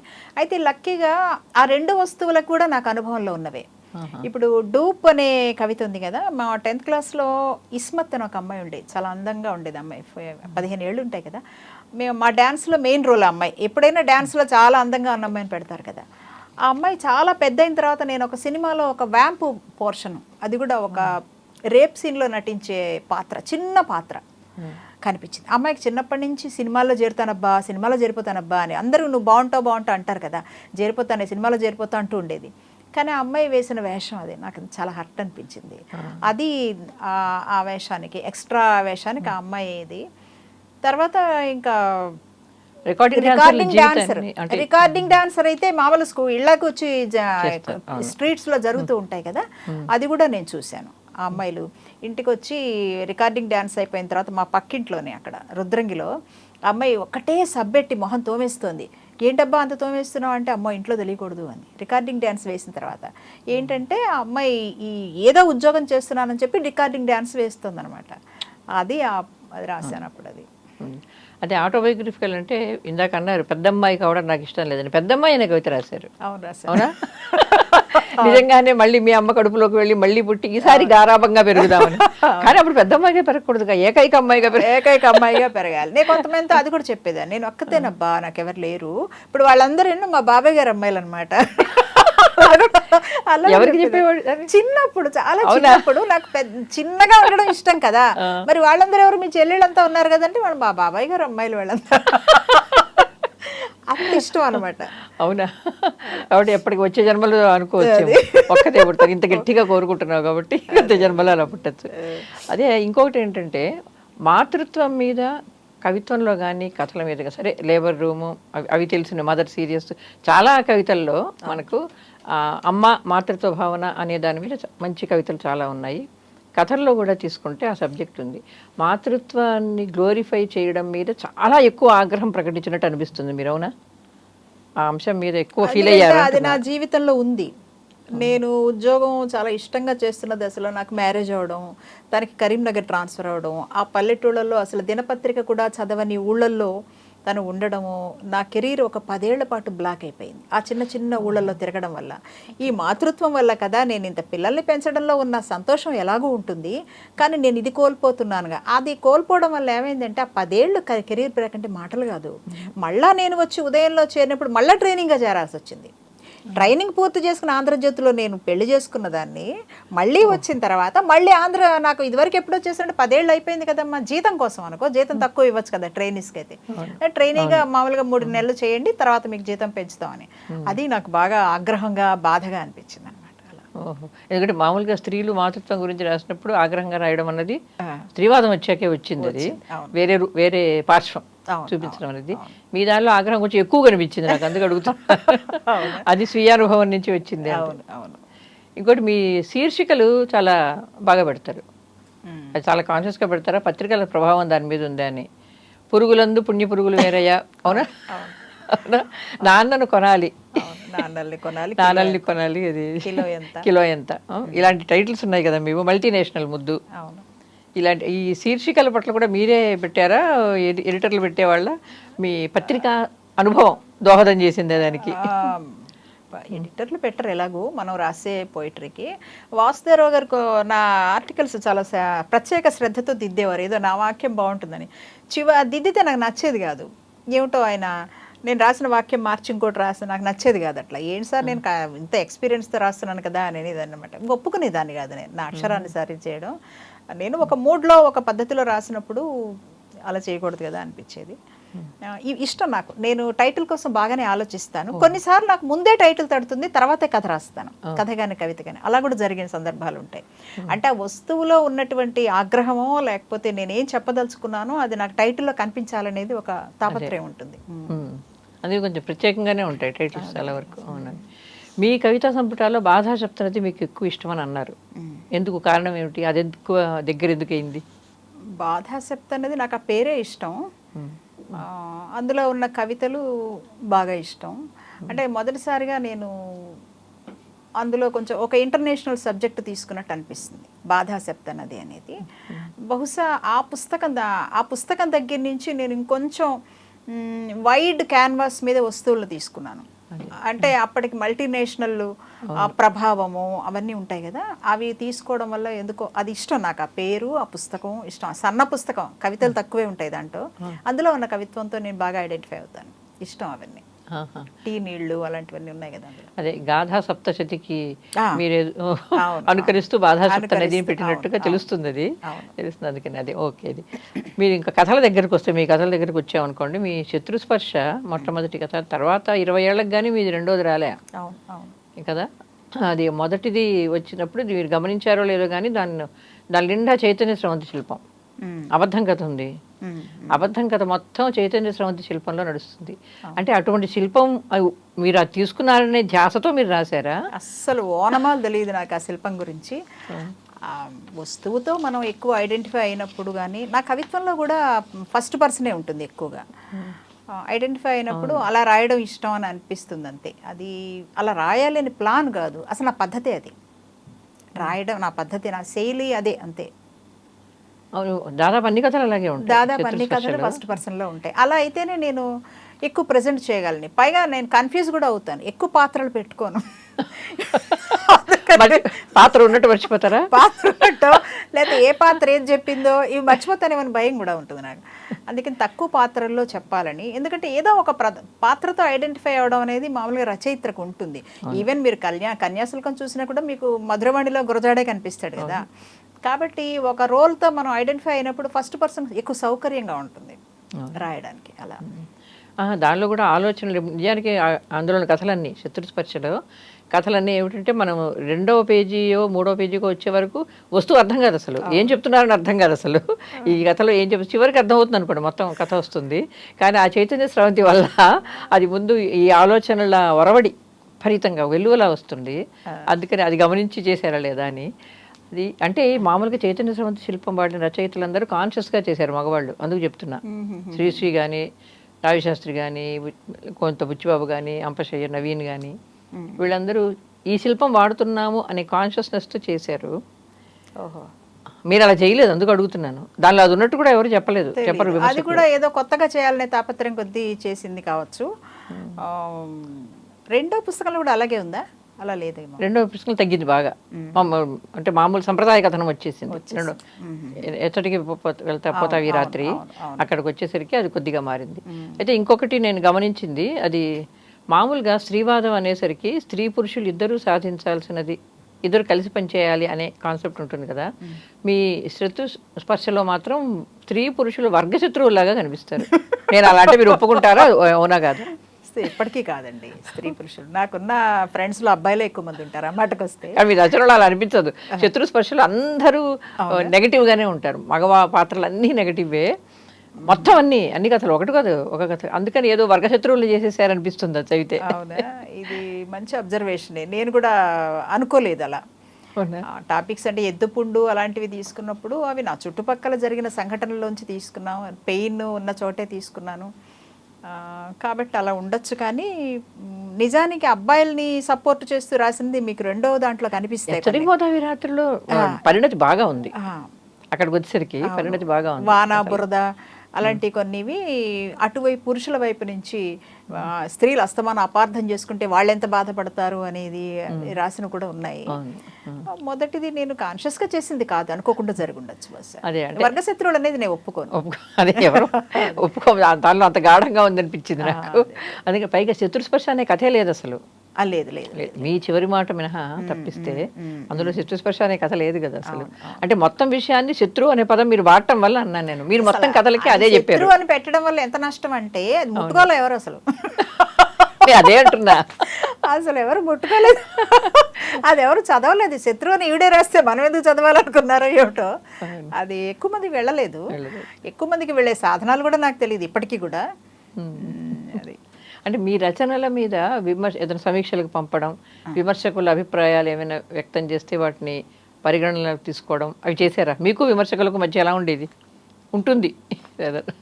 నాకు విమర్శ అంటే నా టైంలో విమర్శకులు టిఎల్ కాంతారావు గారు, సరే బాగా నడిచే గాయాల దగ్గర నుంచి చేకూరు రామారావు గారు. చేకూరు రామారావు గారు అయితే బాగా కోప్పడేవారు. నువ్వు వచనంలో కూడా కవిత్వం, నువ్వు రెండు బాగా రాస్తావు విడివిడిగా, కానీ వచనంలో కవిత్వం రాయకో. ఆయన మొదటి నుంచి స్లోగన్ అదే కదా, వచనంలో కవిత్వం రాయకో అని. నేను చాలా పాటించాను అది. వచనంలో కవిత్వం రాకుండా ఉండడానికి చాలా ప్రయత్నం, కృషి చేశాను, సాధించానేమో అనుకుంటాను నేను. అంటే చాలా అద్భుతమైన వాక్యం రాయొచ్చు కవిత్వం లేకుండా కూడా. అటు మళ్ళీ వ్యంగ్యం వైపు వెళ్ళిపోతుంది, వ్యంగ్యము హాస్యం వచ్చేస్తుంది, వెంటనే ఏదో ఒకటి వచ్చేస్తుంది. చూడు, మీరు కవిత్వాన్ని పక్కకు పెట్టేస్తే వ్యంగ్యము హాస్యం వచ్చేస్తుంది, ఇంకోటి ఏదో వస్తుంది కదా. అట్లా జరిగి ఉండొచ్చు బహుశా. కవిత్వం వద్దు వద్దు అనే కాన్షియస్తో రాస్తాను కాబట్టి వ్యంగ్యము హాస్యం వచ్చి ఉండొచ్చు. అట్లయితే అందరికంటే ముందు మీద విమర్శ రాసింది టిఎల్ కాంతారావు గారు ఫస్ట్ రాసింది. దేని మీద? ఫస్ట్ పుస్తకం సందిగ్ధ సంచమి రాశారా? అయితే అందరూ డిస్కవర్ చేశారని అనుకుంటాం మామూలుగా. చాలా మంది రాశారు అంతకుముందు. అదే మో గారు కూడా రాశారు కదా, వేగంట మోహన్ ప్రసాద్ గారు రాశారు, చాలా మంది. ఇప్పుడు నాకు గుర్తులేదు కానీ చాలా మంది రాశారు. అదే మీరు వ్యంగ్యం అంటే గుర్తొస్తుంది. మీ వ్యంగ్యానికి మామూలుగా ఇతరుల వ్యంగ్యానికి చిన్న తేడా ఉందనిపించింది. మీ వ్యంగ్యం వేదనతో కూడిన వ్యంగ్యం. మామూలుగా వ్యంగ్యం అనేసరికి హాస్యం వచ్చేస్తుంది, ఎవరైనా తప్పించుకోలేరు దాన్ని. మీ దానిలో ఎక్కడో తప్ప హాస్యం రాదు. అది అందుకనే హరిపురుషోత్తమరావు గారు చాలా బాగా అన్నారు, మీ వేదన వ్యంగ్యం కలిసి అక్షరాలు అల్లిన ఇది రచన తంది అని. అంటే మీకు ఆ వేదనలో వ్యంగ్యం రావడం కష్టం. అది అసలు అది ఎట్లా సాధించారు? ఎవరైనా చదివారు అలాంటివి?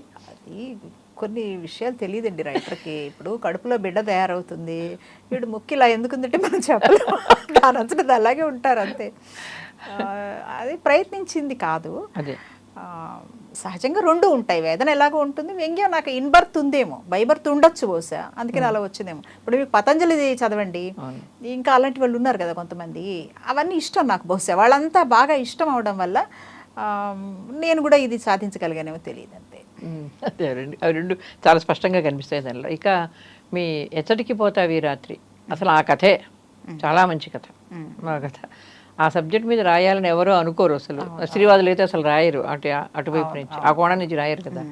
కాబట్టి ఆ కథ మీరు సంఘటనలు పేపర్లో న్యూస్లు చదివి రాసిందే అయి ఉండాలి. అది చెప్పండి, దాని గురించి చెప్పండి. అది మంచి అది వరంగల్లో ఎన్కౌంటర్ చేశారు కదా అమ్మాయిని, యాసిడ్ ప్రణీత మీద యాసిడ్ పోసినప్పుడు అందరు గొడవ చేశారు, చంపేయాలన్నప్పుడు అతను ఎన్కౌంటర్ చేసినప్పుడు బాధ అనిపించింది.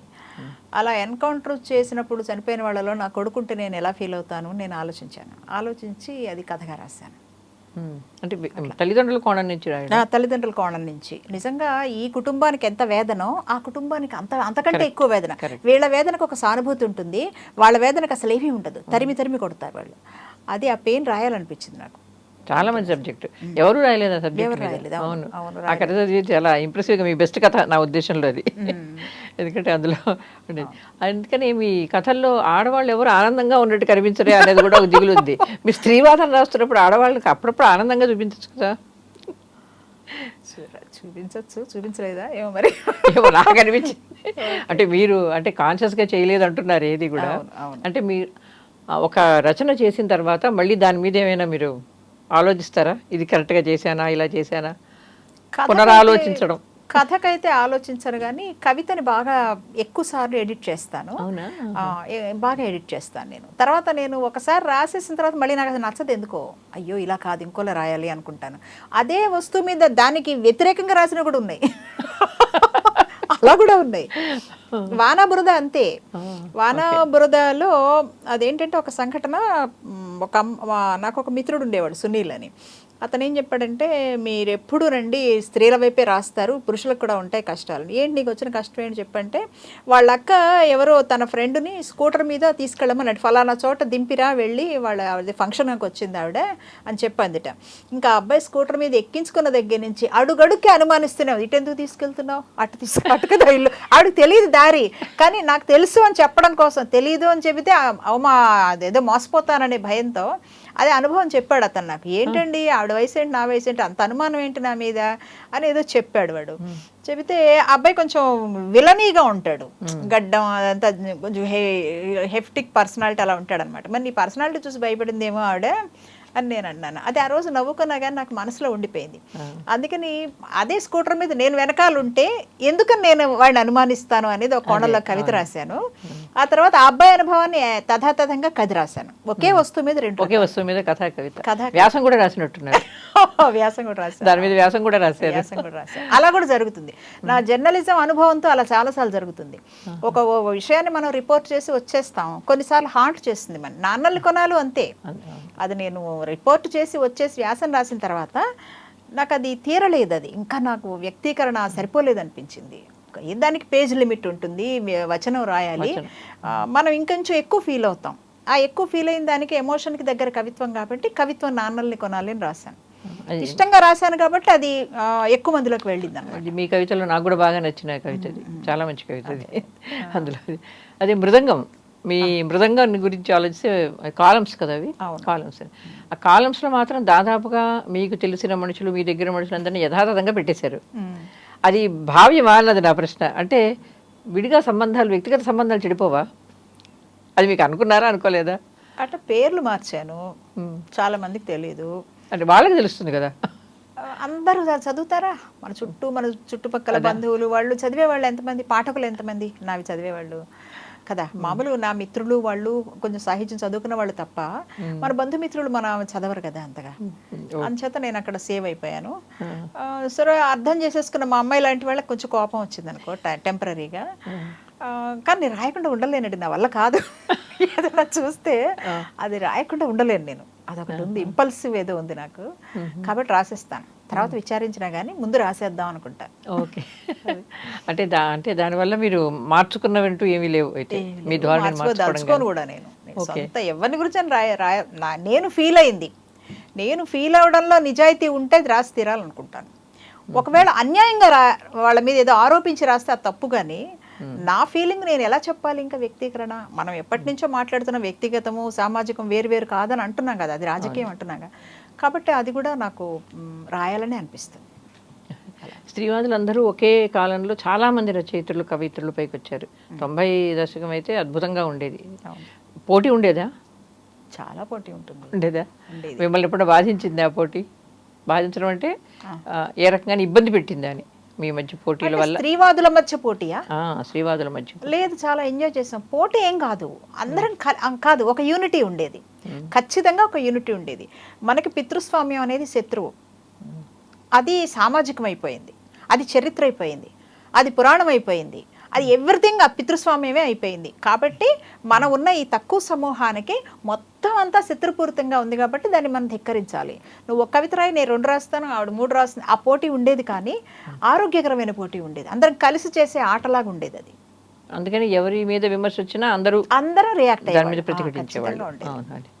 మీరు మృదంగంలో గోప్యత హక్కు మీద మంచి రచన చేశారు. గోప్యత హక్కు ఎట్లా పోతోంది, ఇప్పుడు ముఖ్యంగా స్త్రీలకు అసలు ఉండట్లేదని. మరి ఇప్పుడు ఎందుకు మీరు వాటి మీద, ఇప్పుడు చాలా పూర్తిగా పోయింది కదా గోప్యత హక్కు, అంటే దాదాపు ఎవరికీ లేదు. సామాజిక మాధ్యమం చాలా పెరిగిపోయిన తర్వాత స్త్రీలకు కొత్త రకమైన కష్టాలు వస్తున్నాయి, ఇంతకుముందు లేనివి, మనం ఎరిగినవి కాక 80-90 గురించి మనం అందరం రాసామనుకోండి, వేరే వస్తున్నాయి కదా, వాటి మీద రాయాలని ఇప్పుడు మీకు అనిపించడం లేదా? ఖచ్చితంగా అనిపిస్తుంది నాకు, రాశాను కూడా చాలా. ఈ మధ్య నేను కాలమ్సే ఎక్కువ రాస్తున్నాను, పోయిటరీ కంటే కాలమ్స్ ఎక్కువ రాస్తున్నాను. మామూలుగా ఈ అంతర్జాల పత్రికల్లో వచ్చవడం వల్ల ఎక్కువ మందికి వెళ్ళటల్లా, అదొకటి. మనకి అందరం ఆన్లైన్ మ్యాగజైన్స్ అందరం చదవటం లేదు అంతగా, అంటే మామూలు పత్రికలు చదివినట్టుగా చదవలేం కదా, కాబట్టి వాటి అన్నిటిలో వస్తున్నాయి. అదే అవన్నీ పుస్తకంగా వస్తే తప్ప సాహిత్యం కోవకి రావు. సాహిత్యం కోవకి రావు, జస్ట్ ఏదో పోస్ట్ లాగా ఉంటుంది, ఏదో 20 మందో 30 మందో లైకులు కొట్టడం, అభిప్రాయం అదే ఉంటుంది కదా, కానీ అన్నిటి మీద మిస్ అవ్వకుండానే రాస్తున్నాను. అంటే ఆ వాడి వేగము అది తగ్గిన తర్వాత శ్రీవాదం తాలూకు కొత్త రచయిత్రులు రావడం లేదు అని చాలామంది అంటున్నారు, ఇప్పటికీ అంటున్నారు. అది మీరు కూడా ఫీల్ అవుతారు? అంటే మీ తరం అయిపోయిన తర్వాత ఒకేసారి ఒక సమూహంలాగా వచ్చిన రచయిత్రులు మీరందరూ, ఆ తర్వాత రాలేదు అనే దానివల్ల శ్రీవాదం తగ్గిపోయింది అనే ఇది కూడా వచ్చింది కదా, అది దాంతో మీరు ఏకీభవిస్తారా? దానికి రాకపోతే కారణం ఏంటంటారు? అస్తిత్వవాదాలు చాలా ప్రమాదంలో పడ్డాయి. అంటే ఒకప్పుడు ఉన్నది, ఇప్పుడు దళిత కవయిత్రి దళిత రాయాలంటే కులం మీద రాసింది అనుకుంటారు, లేదా ఇంకో కవయిత్రైనా మతం మీద రాసింది అనుకుంటారు. మనకి కులము మతము ఒకప్పుడు మన ఇంట్లోనే ఉండేవి, ఇప్పుడు మనకి శత్రువులాగా అయిపోయేవి. ఇల్లు కూడా శత్రుపూరితంగానే తయారైంది. దాని మీద నేను చాలా కాలమ్స్ రాస్తున్నాను. అప్పుడు ఏమవుతుందంటే, మన మీద దాడులు జరుగుతున్నప్పుడు, నా తోటి రచయిత్రి మీద దాడి జరిగినప్పుడు, మామూలుగా కొత్తగా వచ్చిన మేమంతా డక్కా ముక్కీలు తినాం, కరపత్రాలే భరించిన వాళ్ళం మేమంతా. కాబట్టి కొత్తగా వచ్చిన వాళ్ళు కొంచెం కంఫర్ట్ జోన్ ఎన్నుకుంటారు. ఆ వస్తువుల మీద కాకుండా ఇంకేదో అందరూ ఆమోదయోగ్యమైన వస్తువులు రాస్తే సరిపోతుంది కదా అని చాలా మంది అలా రాస్తున్నారు. కానీ కొంతమంది తీవ్రంగానే రాస్తున్నారు. ఇప్పుడు వైష్ణవి శ్రీ వీళ్ళందరూ రాస్తున్నారు, తోటా సుభాషిణి, కొంతమంది రాస్తున్నారు, అమూల్య చందు, కొంతమంది చక్కటి కవితలు. స్త్రీవాద సాహిత్యం ప్రపంచీకరణ నేపథ్యంలో వచ్చిన నష్టాలు ఏమిటి అనేవి ఇవన్నీ రాస్తున్నారు బాగా. ప్రపంచీకరణ నేపథ్యం గురించి మీరు చాలా మంచి కవితలు రాశారు. మీరు చాలా బాగా రాశారు. కళ్యాటి తీర్థాలు కనకాభిషేకాలు కాదు, కాస్మోటిక్ వర్షాలు ముగిస్తారు కదా మీ కవితను కూడా. అందుకని ఆ ప్రపంచీకరణ వచ్చాక ఇంకా అందరూ విక్టిమ్స్ అయ్యారు కదా, అందరూ బాధితులే అవుతారు. బాధితులే. ఫాసిజం వచ్చాక ఎవ్రీథింగ్ ఇంకా చెప్పక్కల్లా భయంకరంగా ఉంది వాతావరణం. దీని మీద ఎంత రాసినా తరగటం లేదనమాట. అంటే మీరు ఇప్పుడు కవిత్వం ఎందుకు తగ్గించారు అన్నది నా ప్రశ్న. అంటే కాలం రాస్తున్నారన్నారు కాబట్టి చాలా బలవత్తరంగా శక్తివంతంగా కవిత్వం రాయగలిగిన వాళ్ళు కొద్దిమంది ఉన్నారు, స్త్రీలు ముఖ్యంగా. కథలు కాలమ్స్ చాలామంది రాస్తారు, అందుకని మీరు కవిత్వం ఎందుకు తగ్గించారన్నది నా ప్రశ్న. మీకు సహజంగా వచ్చేది కదా అది? అవును సహజంగా వచ్చేది. అయితే ఇప్పుడు ఈ పుస్తకం తర్వాత ఇంకో పుస్తకాన్ని సరిపడ కవిత్వం ఉంది, రాసినవి ఉన్నాయి. ఈవెన్ బ్లాగ్స్ మీద రాసింది. నేను కాలిఫోర్నియా వెళ్ళినప్పుడు, ఇప్పుడు ట్రంప్ పొమ్మంటున్నాడు కదా అందరినీ, ఎప్పటి నుంచో ఉంది అందరూ వెళ్ళిపోండి అని గొడవ. సో వాళ్ళు ఎలా ఫీల్ అవుతారు? ఒక ఇంట్లో ఒక నల్లటి, అంటే మనం ఎప్పటి నుంచో ప్రేమ వివాహాలు చేసుకుంటున్నాం, ఒక నల్ల అమ్మాయి తెల్ల అబ్బాయి పెళ్లి చేసుకుంటే వాళ్ళ మధ్య వచ్చే సమస్యల గురించి రాశాను. అంటే ఇంటర్నేషనల్ ఇష్యూస్ కూడా తీసుకుని రాసినవి ఉన్నాయి. ఈ హేలో పండగని చేస్తారు అక్కడ యుఎస్లో, అక్కడ దాని మీద రాశాను. చాలా అంటే కొత్త ఇష్యూస్ తీసుకుని రాసినవి చాలా ఉన్నాయి. అక్కడ జరిగే ఈ తెలుగు సంబరాలు వాటి మీద విమర్శనాత్మకంగా అసలు ఏది వసుదైక కుటుంబం ఏది కాదు, ఒకే గోంగూర పచ్చడి అన్ని దేశాల్లో నూరుకోవడమే వసుదైక కుటుంబమా, లేకపోతే అన్ని రకాల మెను ఒక చోట కలిపి అన్ని రకాల కలర్స్ వాళ్ళు కలిసి తినడం వసుదైక కుటుంబం ఏదవుతుంది అనేది ఒక ఇన్సిడెంట్ ద్వారా రాశాను నేను. బాగుంది. అదే ఇప్పుడు మళ్ళీ రాస్తున్నాను అని మీరు అన్నారు. మీరు బొమ్మలు వేస్తారని చెప్పారు ఎక్కడో. చిన్నప్పుడు ఇంటర్మీడియట్ దాకా వేసేదాన్ని బొమ్మలు. ఎందుకు మానేశారు మీరు? ఈ కవిత్వంలో పడిపోయాను కదా.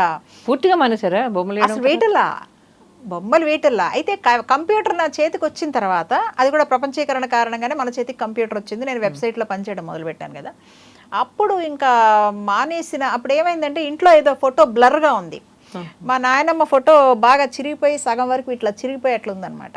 అప్పుడు ఏం చేశానంటే యూట్యూబ్లో ఇటువైపు తలకాయ లేదు ఆవిడకి, ఇంతే ఉంది.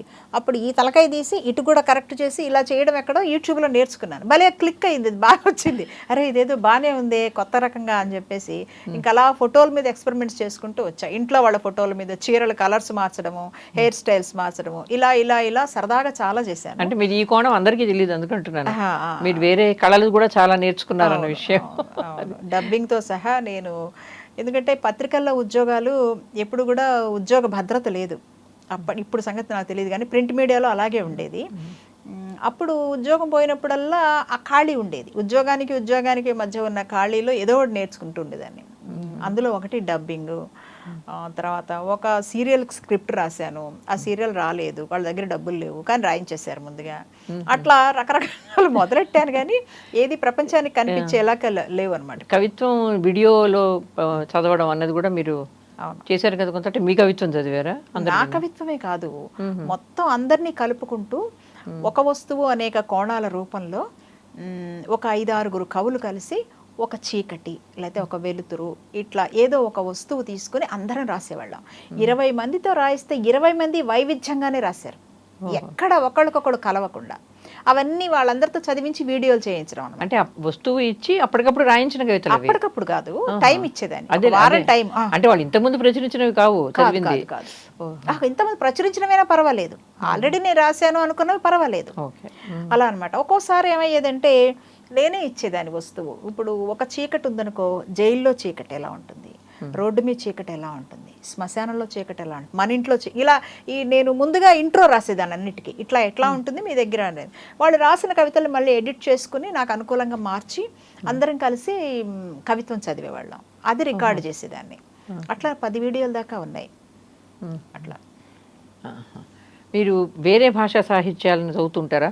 అంటే వేరే భాషల్లో, భారతీయ భాషల్లో స్త్రీవాద కవిత్వం కానీ అసలు కవిత్వం అలాంటిది ఎట్లా వస్తుంటుంది? నేను చదువుతుంటే మామూలుగా ఈ నేషనల్ సెమినార్స్ అవి జరుగుతూ ఉంటాయి కదా, అలా వెళ్ళినప్పుడు ఉన్నవి చదువుతూ ఉంటాం. మామూలుగా మనకి ప్రజెంట్ చేస్తారు కదా పేపర్లు, అందరం మనం ఎక్స్చేంజ్ చేసుకుంటాం జిరాక్స్ కాపీలు కవిత్వం, అలాంటివన్నీ చదువుతాం. నాకు సచిదానందన్ పోయిటరీ ఇష్టం చాలా. మిగతా తమిళ్, మలయాళం వీళ్ళందరిలో శివశంకరి ఇష్టం, అవి చదువుతూ ఉంటాను. ఆవిడ ముక్కుతాడు ట్రాన్స్లేట్ కూడా చేశాను. మీకు కవుల్లో ఎవరిష్టం? తెలుగు కవుల్లో లేదా రచయితల్లో, కథా నవల రచయితలు కానీ కవులు కానీ మీకు తెలుగులో ఇష్టమైన వాళ్ళు ఎవరు? తెలుగులో ఇష్టమైన వాళ్ళు అంటే ఒకళ్ళు కాదు, దాదాపు చాలామంది ఉన్నారు కనుక. నేను కవిత్వం రాసే తొలి దశల్లో నన్ను బాగా ప్రభావితం చేసిన వాళ్ళని చెప్పాలంటే శేషేంద్ర శర్మ, ఫస్ట్ పేరు అదే. నాకు ఆయన సముద్రం కానీ ఆ గొర్రెల్లా కానీ అసలు ఆ వాక్యం ఎంత బాగుంటుందో చెప్పలేము అసలు. అది అలా తలుచుకుంటూ రోజంతా పులకించిపోవచ్చు అనమాట. తర్వాత తిలక్, చాలామందిలాగానే తిలక్ ఇష్టం. సరే శ్రీశ్రీ, నూతిలో గొంతుకలు, బైరాగి, నగ్నముని వాక్యం ఇష్టం. ఇట్లా చాలామంది ఉన్నారు. ఇంకా కథల్లో అయితే కలువకొలను సదానంద, ఈ పేరు ఎక్కువ మంది చెప్పరు. ఆయన వాక్యం నాకు చాలా ఇష్టం, చాలా చక్కగా ఉంటుంది, భలే ఉంటుంది. ఆయన కథల పుస్తకం నవ్వే కళ్ళు ఏడ్చే పెదవులు అనుకుంటాను, అది ఒకటి బాగా నచ్చుతుంది నాకు. అది నా కథలకి ప్రేరణ అని చెప్పచ్చు ఒక రకంగా. చాలా బాగా రాశాడు. అది చదివిన తర్వాత నేను ద్రౌపది నవ్వు అని ఒక అది రాశాను అనమాట. అది అచ్చు కాలేదు, కొత్తల్లో నేను చెప్తున్నాను. తర్వాత కథల్లో చలం అంటే అద్భుతమైన వాక్యం కదా, చలం, కోకు, రంగనాయకమ్మ, ఇవన్నీ చాలా ఇష్టం. ఓకే, అయితే మీకు ఇష్టమైనవి చెప్పారు, మీ సాహిత్యం గురించి చెప్పారు. ఇప్పుడు మీ కవిత్వం చాలామందికి ఇష్టం, మీరు చదవడం కూడా బాగా చదవగలరు మీ కవిత్వాన్ని. మీ కవితల నుంచి మీకు నచ్చిన ఏదైనా 2-3 కవితల్ని చదవండి. ఓకే. ఈ కవిత పేరు అబద్ధం. ఇది ఆఫ్రికా యువ రచయిత్రి నీలి ఫుల్లర్ అనే అమ్మాయి డైరీలో ఒక పేజీ రాసుకుంది. ఏమిటి అమ్మాయికి వచ్చిన కష్టం అంటే, అమ్మాయి వచనంలో రాసుకుంది. నేను ఎక్కడో యూట్యూబ్లో చూశాను. అది నేను ఆ అమ్మాయి ఫీలింగ్ని నేను ట్రాన్స్లేషన్ కాకుండా స్వేచ్ఛానువాదం పోయిటరీ రూపంలో రాశాను. అబద్ధం అమెరికా దేశపు తెల్లపిల్లల కళాశాలకు వచ్చింది. వంచిన మా తల మీద ఆత్మన్యూనత సిలుకు రుమాలు చుట్టుకుంది. ఆఫ్రికన్ అమ్మాయిలు సిలుకు రుమాలు చుట్టుకుంటారు కదా. వారం తిరిగేలోపు క్లాసులో సగం మంది అబ్బాయిలకు నిద్ర పట్టడం మానేసింది. ఆ పిల్ల ఒంటి రంగు గాజు తెరలాంటి సాదా జుట్టు గుర్తొచ్చినప్పుడల్లా మా కలలు గాయపడ్డం మొదలెట్టాయి. 3 నెలల పరీక్షలయ్యేలోపు మా చదువులు స్నేహాలు ముక్కలయ్యాయి. బ్లీచింగ్తో పగుళ్ళు తీసి నవ్వినప్పుడల్లా నెత్తురోడే మొహాలతో, వేణీళ్లతో తడిపి కరెంటుతో సాగతీసి విరిచి కట్టిన 2 జళ్లతో మాకు మేమే అపరిచితుల్లా ఉన్నాం. చెరువులో ఈదాలంటే భయం, జుట్టు చిక్కుపడుతుంది. వానలో తడవాలంటే భయం, రంగు జారిపోతుంది. ఈ ఎండలో నడవాలన్నా భయమే, నలుపు మరీ చిక్కబడుతుంది. అబద్ధం అద్దుకోవడం కోసం అద్దం ముందు ఎన్నిసార్లు మిత్రుడు కౌగిలిలో దూరం కనిపిస్తూనే ఉంది. చివరికి మా యవ్వనోద్రేకాలు కూడా తోలు తెచ్చిపెట్టిన రాగద్వేషాలతో ముగిసిపోతున్నాయి. ఆశపోతూ అమెరికా అందానికి కొలబద్దని ఒక ఆడపిల్ల రూపంలో మా కళాశాలకి పంపింది. గాలికెగిరే పిట్ట ఈకలాంటి ఆ పిల్ల ఎలాంటి ఆయుధము విసరకుండానే బలమైన మా వెన్నెముకల్ని కృంగదీసింది. ఇప్పుడు నల్ల అబ్బాయిలు తెల్ల అబ్బాయిలు ఒక అబద్ధం కోసం యుద్ధం చేస్తున్నారు. మేము గాజురాయి మీద అదే పనిగా అరిగిపోతున్నాం. అంతే. చాలా బాగుంది. అది సొంత కవిత కిందే లెక్క. అది అనువాదం కిందికి రాదు. ఇంకేం కావాలి? నాన్నను కొనాలి కూడా చదవండి. నాన్నల్ని కొనాలి. అదే మీరు దానికి వివరణ కూడా రాసుకున్నారు మెహందీకి వెళ్ళి వచ్చిన తర్వాత. అవునవునవును, అది రిపోర్టు బేస్డ్ ఆర్టికల్. ఇది వివరణ ఏంటంటే, మేము రిపోర్టింగ్లో భాగంగా మెహందీ వాడకి వెళ్ళాం. అప్పట్లో నిర్బంధ విద్యా పథకం వచ్చింది సుప్రభాతంలో పనిచేస్తున్నప్పుడు. అది వచ్చినప్పుడు పిల్లలందరూ ఎవరి పిల్లలైనా సరే స్కూల్లో చేరాలి, స్కూల్లోనే ఉండాలి. అయితే మేము వెళ్ళి వాళ్ళని ఇంటర్వ్యూ చేస్తున్నప్పుడు పిల్లలు ఆడుకుంటున్నారు ఆ గదుల్లో, ఇంటి ముందు ఆ మురికి కాలువల దగ్గర ఆడుకుంటున్నారు. అదేంటమ్మా మీ పిల్లలు స్కూళ్ళకి వెళ్ళలేదేంటి అని అడిగాను. ఎలా పంపించమండి, స్కూల్కి పంపిస్తే రిజిస్టర్లో పేరు రాసుకోవట్లా, ఫాదర్ పేరు అడుగుతున్నారు అన్నారు. నాకు చాలా గాయపడ్డాను నేను. వాళ్ళని అడగడం అంటే అవమానించడమే కదా. వాళ్ళు ఎవరో నీకు తెలుసు, అసలు మదరు న్యాచురల్ గార్డియన్ ఎవరికైనా కానీ. ఇప్పుడు ఇలా అడగడం అనేది కేవలం వాళ్ళని తీసుకోవడం ఇష్టం లేక కదా అని. తర్వాత మిగతా తల్లులు వాళ్ళందరూ కూడా ఈ పిల్లలు మా స్కూల్లో చేరితే మా పిల్లల్ని చేర్పించామని కూడా అన్నవాళ్ళు ఉంటారు. అప్పుడు రాసిన కవిత, నాన్నల్ని కొనాలి, కిలో ఎంత? రొట్టెలకు రేటుంది, చూపులకు చులకనవుతూ గాలికెగిరే మా బట్టలకి రేటుంది. నాన్నలు కావాలి, కిలో ఎంత?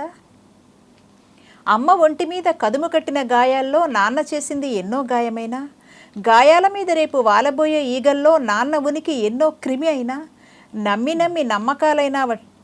నమ్మి నమ్మకాలన్నీ వట్టిపోయిన మా వాడకి నాన్నతనం ఎన్నో అబద్ధమేనా? బడికెళ్ళి కాసిన అక్షరాలు నేర్చుకునేందుకు నాన్నల్ని చూపాలి, కిలో ఎంత? చెట్టంతటి మా అమ్మని కొమ్మలు రాల్చి వట్టి కట్టెలా మంచాల మీద చీలుస్తున్నప్పుడు తలుపు కివతల నిస్త్రాణగా దొర్లిన నా బాల్యానికి ఎవరో మప్పిన నల్లమందు రుచి నాన్న ఇచ్చింది కాదు. ఒడ్డున పడేసిన ఓటి పడవలా పొద్దంతా నిద్రపోయే అమ్మ డొక్కలో తలదూర్చి రాత్రవకూడదని నీ చేసే ప్రార్థనకి నాన్న పీడపోదు. 10 ఏళ్లకై పైటజార్చి కన్ను కొట్టడం నేర్పిన మా ఆకలికి నాన్న రాజముద్ర అక్కర్లేదు. బడికెళ్ళి 4 అంకెలు నేర్చుకునేందుకు నాన్నల్ని తేవాలి, కిలో ఎంత? తన్నుకుంటూ తార్చుకుంటూ ఈ దందాలో చేర్చిన వాళ్లలోనూ, దందాలో ఉన్నందుకు జైల్లో కుమ్మి జరిమానాలు దండుకుంటున్న వాళ్లలోనూ, ఎక్కడో ఓ చోట కలుగుల్లోనో పుట్టల్లోనో గుహల్లోనో నాన్నలుండే ఉంటారు. మర్యాదస్తులంతా వాళ్ళ నాన్నలకే పుడతారట, మేము అమ్మ కడుపున పుడతాం. బడికెళ్ళి దోసిడి గుణకారాలు వల్లించాలంటే నాన్నల్ని కొనాలి, కిలో ఎంత? నాన్నంటేనే చీకటి భూతాల గుంపైన చోట, నాన్నలంటేనే పుట్టని మా చెల్లెళ్లకు కూడా రోజువారీ కస్టమర్లు అవుతున్న చోట, వండుకున్న అన్నాన్ని తన్నుకుపోయే గజ్జి కుక్కర్ని తరిమినట్టు కళ్ళ నిండా తోడుకున్న మా నిద్రల్ని తన్నుకుపోయే నాన్నల్ని తరమలేక ఏ జంతువు పేరెట్టి తిట్టుకుంటే ఆ జంతువు సిగ్గుతో చిమిడిపోతున్న చోట బడికెళ్ళి పిడికడు గుణింతాలు నేర్చుకోవాలంటే నాన్నలు దిగిరావాలి. కిలో ఎంత? కిటకిటలాడే మీ స్కూలు రిజిస్టరులో రాముడనో రహీమనో కరుణామయుడనో దేవుడి అవతారాలు తగిలించుకున్న తండ్రుల్లో మా దగ్గర కొమ్ములు కోరలు విసిరే భూతం నవ్వుల నాన్నలెవరో రాయగలిగితే రాసుకోండి. బతుకు నీడల్లాంటి నల్లటి బడిపలకల మీద మా ఉమ్మితో తుడిచి పవిత్రం చేశాక నరనరాల్లా విరిగిపోయిన విషరక్తువు బిందువు పేరు నీచుడనో మారీచుడనో ఖడ్గమృగమనో క్రిమికీటకమనో అలవాటుగా ఆనవాయితీగా అక్షరదోషాలు లేకుండా రాసుకోండి. అంతే. అంత కోపం వచ్చింది ఆ రోజు నాకు. చాలా మంచి కవిత. రాశాక నాకు నిద్ర పట్టింది. అంత కవులకు ఉన్న లాభం ఏమిటయ్యా అంటే దాన్ని వెళ్ళగక్కాక ఒక మనశ్శాంతి వస్తుంది, ప్రక్షాళనం. అంతే, ప్రక్షాళన, ఎమోషన్ ప్రక్షాళన. మీ కవితలన్నీ కూడా చాలా ఎమోషనల్, హైలీ ఎమోషనల్ కదా. ఎమోషనల్గానే రాస్తారు మీరు ఎక్కువగా, కానీ అయినా కూడా మీరు దాన్ని తిరిగి చూసుకొని రాస్తాను అంటే అది అనిపించదు. అంటే వచ్చినప్పుడేమో చాలా ఎక్స్టెంపోర్గా వచ్చేసినట్టుగానే మనకు అనిపిస్తుంది. అంటే వాక్యాలు పదాల దగ్గర మార్చుతాను, ఎమోషన్ కంటెంట్ అలాగే ఉంటుంది కానీ పదాలు మార్చడం అవుతుంది. కాబట్టి మీరు ఇంకా కాలమ్స్ అవి తగ్గించి మళ్ళీ కవిత్వమే రాయాలని నేను కోరుకుంటున్నాను. ఇంకేదైనా కవిత చదవాలంటే చదవండి, మీకు చదవాలనిపిస్తే. సమయం ఉందా? సమయం ఉంది, ఒక కవిత చదవండి. ఇది రికార్డింగ్ డాన్సర్. అరే మొహం ఏది, ఎలా పారేసుకున్నాను చెప్పమా? ఎవరో ఎత్తుకుపోయేంత విలువైంది కాదే. రైలు దిగేసరికే లేదా? బస్సు ఎక్కే వరకు ఉందా? ఎవరిని అడగాలి? అరిగిపోకముందే రికార్డు తీసేయమని ఎలా చెప్పాలి? వెతుక్కుంటూ వెనక్కెళ్ళాలా? విరక్తితో ముందుకెళ్ళాలా? తూగే నడుము, ఊగాడే చేతులు, అడిగేసిన పాదాలు, తూకం తేడా లేకుండా అన్నీ అలాగే ఉన్నాయి. మొహం ఉండాల్సిన చోట మసకబరి ఉందేమిటి? అయ్యయ్యో, ఈ గల్లంతేమిటి? కాకినాడలో ఓలమ్మి తిక్కరేగిందా పూర్తయ్యాక, గుడివాడలో మాపటికొస్తావా మొదలెట్టాక, తెనాలిలో పిలచినా బిగువటరా మైకు పట్టుకున్నాక, అత్తిలిలో ఆకులు పోకలు ఇవ్వద్దు మెట్టు దిగిన చోట, తడబాటు లేదు, తడిచూపు లేదు. తడిమి చూసినప్పుడైనా తోచిందేమీ లేదు. సోదర సోదరీమణులారా, ఈ గీటుతున్న కన్ను నాది కాదు, నవ్వు విసిరిన పెదవి నాది కాదు, గమకాలు ఒలుకుతున్న గొంతు నాది కాదు. నాది కాని ఏ మొహంతో ఇంటికెళ్ళినా మంచాన ఉన్న అమ్మ మరి బతకదు. పగులు తీసిన నాన్న ఫోటో అతకదు. పాటకొకటిగా చుట్టుకున్న పాము కుబుసాలతో పాటు తెచ్చుకున్న తోలిపెట్టు నిండా తహతహ మొహాల దొంతర అలాగే ఉంది. అసలు మొహం అందకుండా ఉంది. దయచేసి ఎక్కడ వాళ్ళు అక్కడ ఆగండి. మీ చప్పట్ల దుప్పట్ల మధ్య ఊపిరందలేదేమో, నవ్వుల కేరింతల మధ్య మూగబోయి ఉందేమో, నడుస్తుంటే కాళ్ళకు అడ్డం పడుతుందేమో. కాసేపు ఆగండి, వెతుక్కునేదాకా సాయం పట్టండి. చిమచిమలాడే నిద్దర చురకలతో, చెమటతో అట్టకట్టిన పౌడరు మరకలతో, ఆకలి ఊబిలోంచి బయటికి లాగిన చిల్లర ఆశల పరకలతో ఎక్కడ దొరికినా ఆ మొహం నాది. ప్రియాతి ప్రియమైన నా మొహం నాకు తెచ్చివ్వండి. ఇలాంటి కవితలు చాలానే ఉంటాయి మీవి. ఇంకా మన వీక్షకులు చదివితే ఆనందిస్తారు. మీరు కవిత్వం మళ్ళీ ప్రారంభించాలని కోరుతూ చాలా చక్కగా మీ నేపథ్యాన్ని, మీ సాహిత్య నేపథ్యాన్ని మాతో పంచుకున్నందుకు ధన్యవాదాలు. నమస్కారం. థ్యాంక్ యూ అబ్బా, థ్యాంక్ యూ.